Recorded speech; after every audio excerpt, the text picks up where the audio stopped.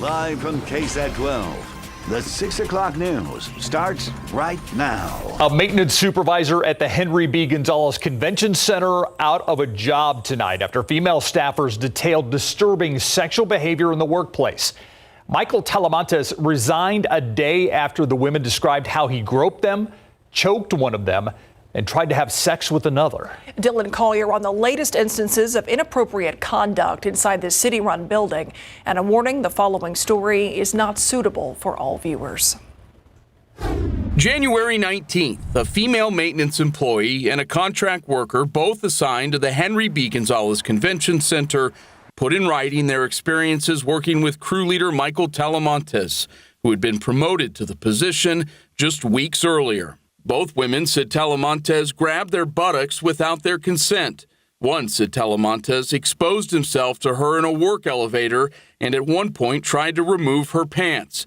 The other said Talamantes had a habit of sending her, quote, perverted, stalker-type text messages after she denied his sexual advances.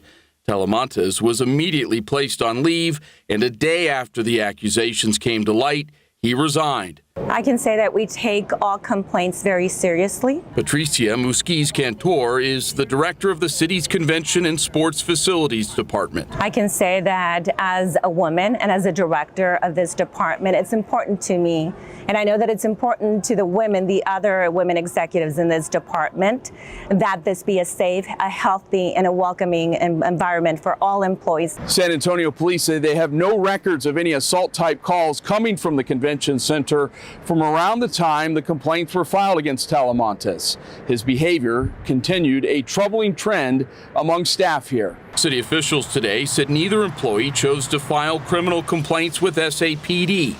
Building maintenance officer Juan Cortez was arrested for assault weeks after KSAT Investigates exposed footage last summer of him yanking the hair of a woman who worked under him. Cortez is tentatively scheduled to go to trial late next month. 5 men, all maintenance supervisors, have now been accused of physical or verbal abuse or sexually inappropriate behavior at the convention center in recent years. As a result, moving forward, either I or another assistant director will be involved with the final hiring of all maintenance crew leaders and building maintenance officers here in the department. For KSAT Investigates, I'm Dylan Collier. Talamantes did not respond to a request for an interview this afternoon. A shooting outside a doctor's office this morning had San Antonio police investigating after the alleged shooter claims he was defending himself. Those gunshots began flying at a southeast side pediatrician's office. According to police, the suspect waiting in a car while his sister took her child inside for a doctor's appointment. They say that's when her ex-boyfriend, the father of the child, showed up and got into an altercation with the brother. The ex-boyfriend shot, taken to the hospital with life-threatening injuries. Police said the brother claims his sister was afraid of her ex and he shot him in self-defense. As I said, that shooting is still under investigation. They have the signatures, but now there's another hurdle in putting marijuana and abortion in front of San Antonio voters in May. You might remember this started with an activist organization circulating a petition to change the city charter. Those changes would decriminalize marijuana and abortion, among some other changes to the charter. But as Jonathan Cotto reports, another group is asking the Texas Supreme Court to now step in. The group Act for SA got 20,000 signatures it needs to put a charter amendment in front of voters. It contains several elements, including ostensibly decriminalizing marijuana, decriminalizing abortion, banning chokeholds, no-knock warrants, and appointing a justice policy director. This week, the city council is expected to sign off to put the proposition on the May 6 ballot. But now there's a legal challenge. The Texas Alliance for Life that has submitted a writ of mandamus to the Texas Supreme Court, and what that means is they're trying to compel the city to divide up that justice policy into separate propositions. It's unclear whether the Texas Supreme Court will take up the issue. In a statement, Act for SA says the Justice Charter all falls under single subject rule. Every piece touched on criminal justice and more specifically police reform. Signers of the petition signed it for it to be on the ballot as a single amendment, and the policy was written as a single amendment. The council has decided that the proper way to put it before the voters is as presented to the people signing the petition. Act 4SA says the changes would reduce unnecessary arrests, mitigate racial bias, and save scarce public resources. But the proposition faces another big challenge: current state law. A good number of the elements of the proposition are contrary to state law. To the extent they're contrary to state law, we will not enforce them. So that's a key thing for the viewers to know. Regardless, in the past, the Bexar County District Attorney has said his office will not prosecute abortion-related cases or low-level marijuana offenses. Jonathan Cotto, KSAT 12 News.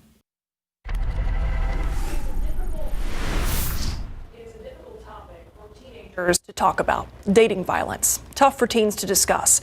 That's why Metro Health and a group of students are teaming up to educate people about red flags during Teen Dating Violence Awareness Month. A teen leader tells our Courtney Friedman that social media and phones have made it easy to normalize unhealthy relationships. It's part of Courtney's series confronting domestic violence called Loving in Fear.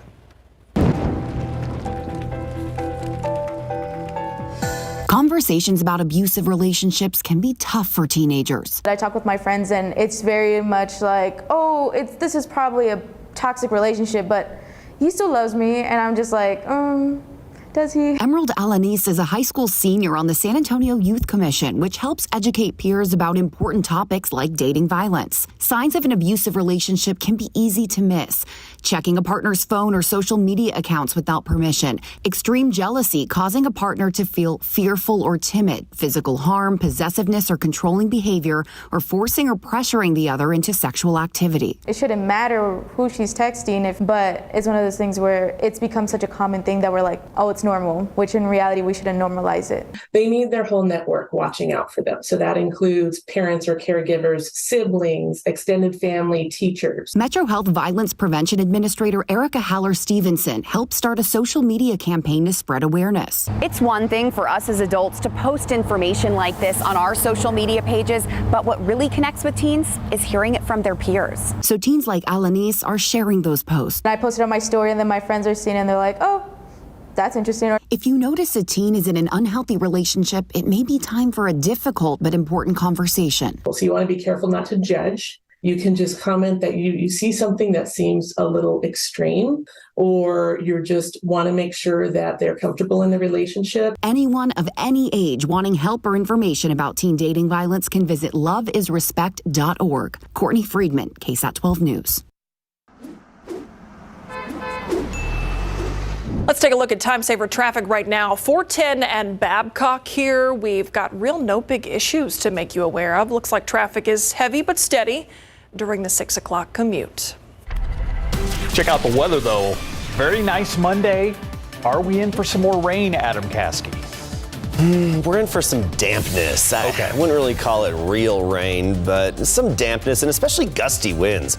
Wind right now out of the southeast, steady at 20 miles per hour at the airport with an air temperature of 68. So it's not a cold breeze by any means, but you notice that wind steady at anywhere from 10 to 20 miles per hour. And it's going to get even gustier as we get into tomorrow. Here's our forecast. So the wind's going to shift out of the west early tomorrow morning, and we'll have gusts between 30 and 40 miles per hour first thing in the morning. And that wind isn't going to simmer down until later tomorrow evening. So if tomorrow is trash recycling or your organics bin day, once that's empty, it's likely to get tipped over by the wind and maybe pushed down the street a little bit. And really not the only windy day. Thursday is going to be windy as well. Big temperature swings on the way. You're going to have to prepare for all kinds of temperatures. We'll get into those details, how hot and how cold in just a bit. San Antonio's east side has long been known as the heart of the local African-American community. In a new KSAT Explains during Black History Month, we're sharing the stories of a few of the key figures who helped shape the east side, including one incredibly influential gambler. Mr. Bellinger used to purchase poll tax and give them to people, minorities, to allow them to vote. Now, while we take a look at East Side history, we're also looking at how it has changed and is still changing, including the misconception that it is only home to African Americans. What we found out in a KSAT Explains coming up at 6:30. But straight ahead, Valentine's Day is tomorrow. I sure did. Note to self. We're going to highlight a program that, brings these petals with a purpose. We'll tell you about it coming up after the break.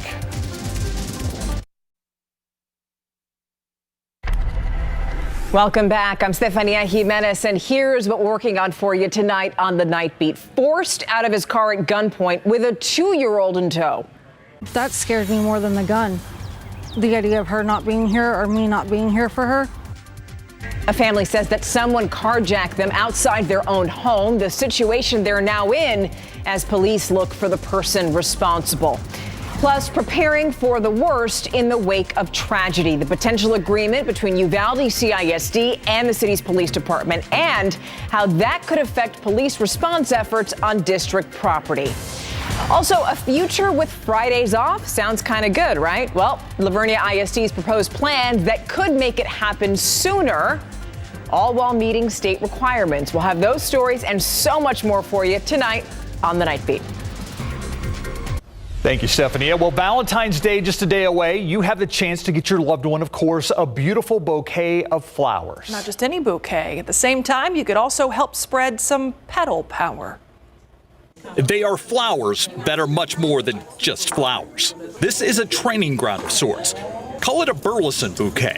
Now you're going to cut that one. The Burleson School for Innovation and Education is a special education program. The students have oftentimes graduated from high school, but still need instruction or other educational training to land a job. That's where these flowers come in.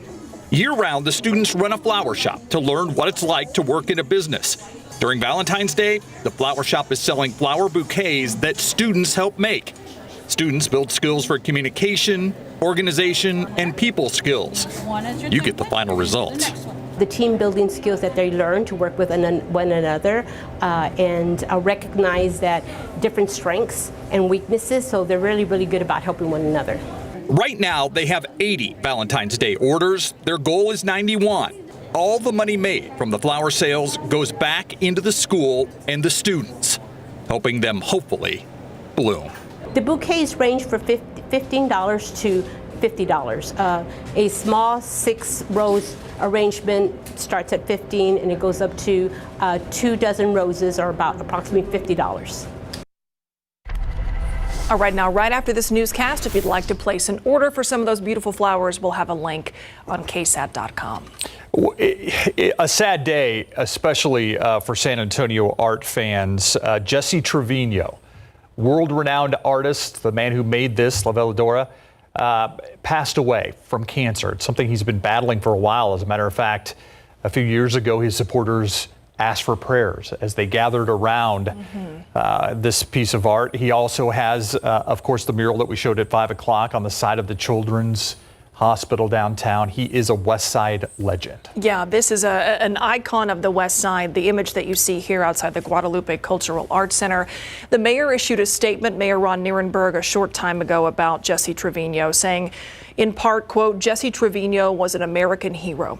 His kindness and courage will live forever in our hearts, as will his works of art that are now icons across the landscape. He is the embodiment of patriotism. Rest in peace, my friend. This tells you all you need to know about Jesse Trevino. Served our country in Vietnam, lost his right arm as a result of injuries in Vietnam. It was his dominant hand. He learned how to do his art with his left hand. Wow. And went on to create works of art like this. Have such talent and skill, and I would not be surprised if San Antonio comes to this very spot to honor and remember him at some point. Yeah. Meanwhile, kind of a gray day, but the temperatures are pretty nice.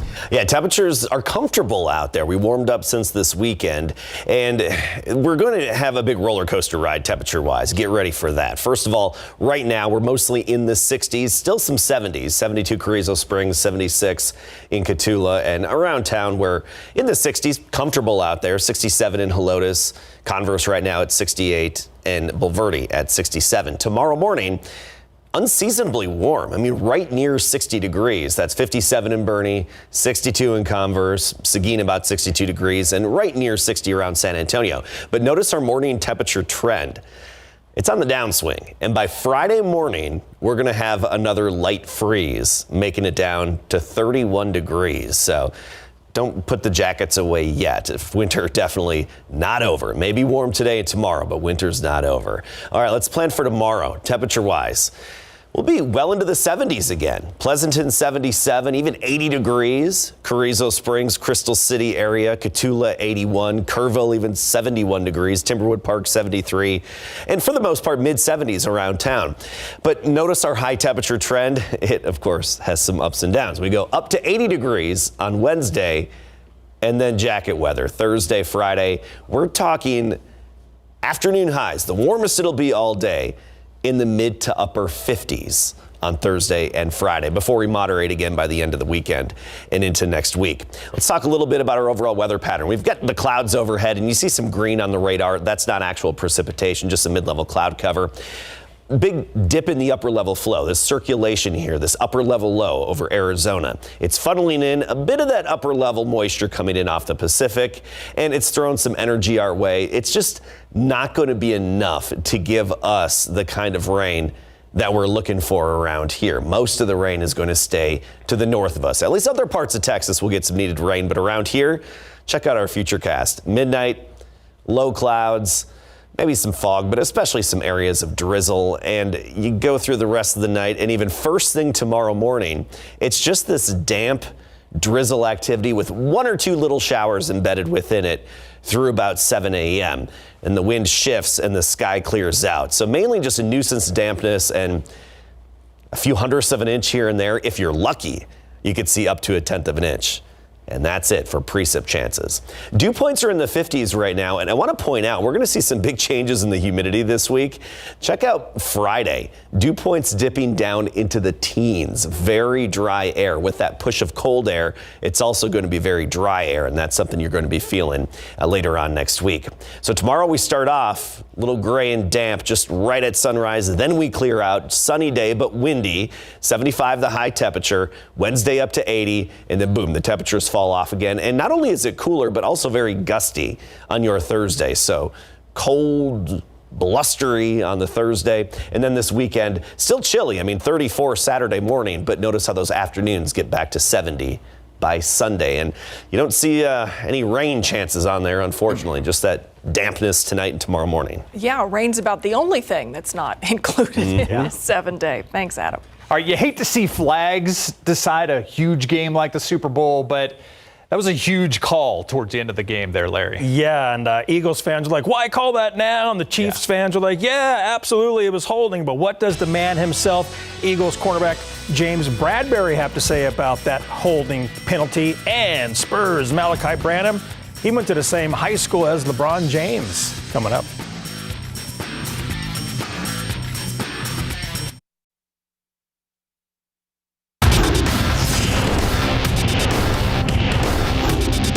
Luckily, I'm going to Disneyland now, so I have Disney World and Disneyland crossed off, and I'll make some more parks so I can go around everywhere and do a world tour. We're all sitting up there. Chiefs quarterback Patrick Mahomes has his sights set on winning more Super Bowl championships and to conquer more theme parks in big board sports. It is game day for the San Antonio Spurs, who are playing at the Cleveland Cavaliers right now, the second and final regular season meeting between the two. SA won Game 1 here in town back on December 12th, 112-111.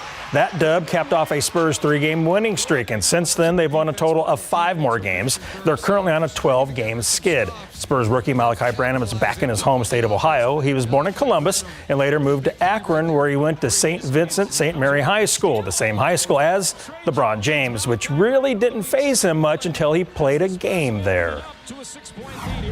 But then when I walked into the arena where we played at, that's what I'm like, dang, like this is where LeBron played at, and it's definitely been a lot of, he definitely made the gym a lot better than what he played in, and it's nice, you see LeBron everywhere, LeBron James Arena plastered everywhere, so it was nice seeing that. Cavs and Spurs are playing right now, and the Cavaliers lead 22-11 in the first quarter. Highlights and posts on the Night Beat. Doug McDermott is out with right Achilles soreness. Pro football coverage, powered by Davis Law Firm. For the first 58 minutes, the Chiefs and Eagles are playing one heck of a Super Bowl. We were all set for a fantastic ending, and then the final 2 minutes happened. With 1:54 to go and the game tied at 35-all, KC facing a 3rd and 8 from the Philly 15-yard line. Patrick Mahomes threw a pass to the end zone well over the head of Juju Smith-Schuster. It seemed like they would kick a field goal, and Philly would have plenty of time to try to win the game, or at the very least tie it. But then a flag came in and changed the final 2 minutes. Eagles corner James Bradbury was called for holding Juju earlier in his route. That gave the Chiefs a new set of downs, a run time off the clock, and that was your ball game. 38-35, Chiefs win it. Here's what Bradbury said about that holding call. I mean, that's not up for my judgment. You know, I was hoping he would let it go, but of course, you know, he's a ref. It's a big game, and it was a hold, so they called it.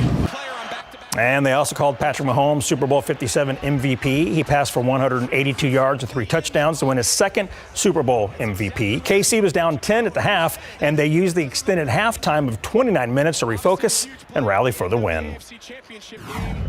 I was proud because I talked a little bit, but it was everybody. It wasn't like I was the only person talking in that locker room. And we just challenged each other, man, to leave everything out there. And I don't want to say we played tight in the first half, but you didn't see that same joy that we play with. And I wanted guys to just know that everything we worked for is for this moment. You have to enjoy this moment. You can't let the moment overtake you. I thought the guys did that in the second half, and they fought to the very end. And that's all you can ask is guys leave everything they have on the football field.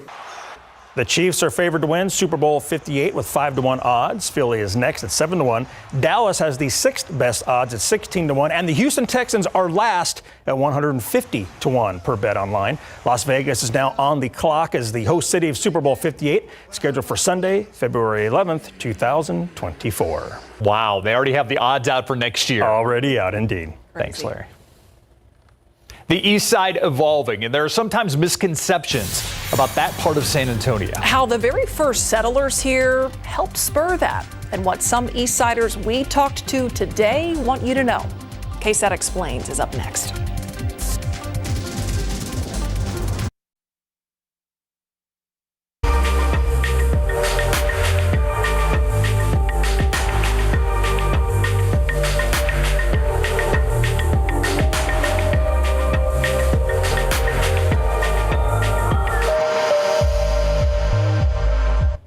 There is sometimes a misconception about San Antonio's East Side, that it is home to just the African American community. But the East Side has changed. Yeah, and it's still changing. Some say it's progress, others might point to gentrification as part of that change. But there is no doubt that it is transforming. In this KSAT Explains, we explore how the city's East Side came to be. The first Spanish settlers here in the 1700s were from the Canary Islands off the west coast of Africa. Nearly a third of those settlers were black. But they were not equal in the eyes of Spaniards. Black settlers were separated by racial lineage once they arrived. The San Antonio River was the first line of segregation in the history of San Antonio. People with dark skin were segregated to the east side of the river. Communities formed, and over time, St. Paul Square became the epicenter for San Antonio's African American community. Then, as now, churches have been a pillar on the east side. Historic churches that still exist today, like St. Paul Methodist and Mount Zion First Baptist Church, became safe havens as racial tensions in the South remained high. The church was founded back in 1871 by 5 former slaves and a white minister. Today, Mount Zion is located on Martin Luther King Drive, but it started as a modest one-room building on Santos Street. The African American Church was one of the few places in those early days where you could gather, you could obtain a measure of respect, you could learn. It was a safe space. So after slavery is over, and you look for leaders, it's the church that becomes that space that can bring people together. And so many of the leaders, the first political leaders, many of them were ministers or deacons, because these are people that had the ability to read, people that had the ability to write. They were literate. They were in a position where they had the authority to speak. The most influential people were in the church: the doctors, the lawyers, the school teachers, the nurses, and we had a sense of community. Dr. Sharon Crockett Ray grew up on the east side. And Coach Hudgens, this is the coach who taught me and my siblings how to swim. The little girl who learned to swim at St. Philip's College has now made a career here. She's in charge of scholarships, alumni grants, and fundraising, a mission not unlike that of Artemisia Bowden, the school's founding president. St. Philip's is known as a historically black college on the east side today, but it was first called St. Philip's Normal and Industrial School. The mission then was to educate and train recently emancipated slaves. Artemisia Bowden joined the school as an administrator in 1902. Under her leadership, the institution became a junior college, but it wasn't easy. Because Miss Bowden used to board her with chickens and eggs to help keep the doors open. In the 1920s, the East Side saw significant growth during the Great Migration, a time when thousands of African Americans were driven from their homes by a lack of economic opportunity and harsh segregation laws in the rural South. That growth in cities helped lead to the creation of San Antonio's NAACP chapter, only the second chapter in Texas. That gave rise to local black leaders like John Grumbles, who served as NAACP president. Then there was a man named Charles Bellinger. He owned a construction company, a barbershop, a theater, and a newspaper eventually. While many East Side leaders were born from the church, Bellinger's legacy is not quite squeaky clean. He was known as a gambler, an eventual political boss, but he used his influence at City Hall to get the East Side recognized and get the services his community needed. Mr. Bellinger used to purchase poll tax and give them to people, minorities, to allow them to vote. A poll tax was created in the 1890s in the U.S. It was basically a fee to vote, and it was a way to keep African Americans from voting in southern states. So, in my opinion, he gave many people their voice, because your vote is your voice. Because a lot of people couldn't afford to purchase the poll taxes. Today, the Bellinger Mansion is part of the campus of the Greater Corinth Baptist Church on South New Braunfels. It's one of the many things that have changed over the years, including who calls the East Side home. We looked at U.S. Census data in 4 zip codes on the East Side. Here's the percent of people who in 2015 identified as Black or African American. Now look at the data for 2020. 3 out of 4 of those zip codes saw a decrease in the Black population, and the numbers are backed up by anecdotes. Father Kevin Fowles has watched his congregation change in the 14 years he's been the pastor at Holy Redeemer Catholic Church on Nevada Street. Yes, a white pastor at a historically African American church. Not unusual in the Catholic faith. But Holy Redeemer is. We are still a predominantly African American parish, the only such parish in the Archdiocese. Still, in the pews on Sunday, you will find a diverse congregation. Father Kevin works and lives on the East Side, and some of the change he sees comes with challenges. It's great to see new condos and homes being built on empty lots, or some of the buildings being torn down that maybe were drug havens, but also there's many people who lived here a long time, and prices go up, taxes go up. How do we keep the poor and the elderly from being displaced from their homes? That's, I think, a real key thing for me. Despite the growth, Father Kevin says there is a misleading generalization about the East Side that he'd like to clear up. I think the narrative about the East Side is that we are all poor, that we are all Black, that we are all crime-ridden over here, that this place is just so dangerous. And in reality, I don't find any of that. Changing minds is challenging, and so is preserving history and culture. There's something to the East Side other than driving through it to get to the AT&T Center. That there is a life and a richness and a culture and good people who live in this area. I know that it's transformational, but there's rich history and legacy here on the east side of San Antonio that needs to be always preserved and revered. Now you can watch this story or any of our KSAT Explained stories on demand anytime. Scan this QR code or check them all out on the KSAT Plus app or the KSAT YouTube page. We'll be right back.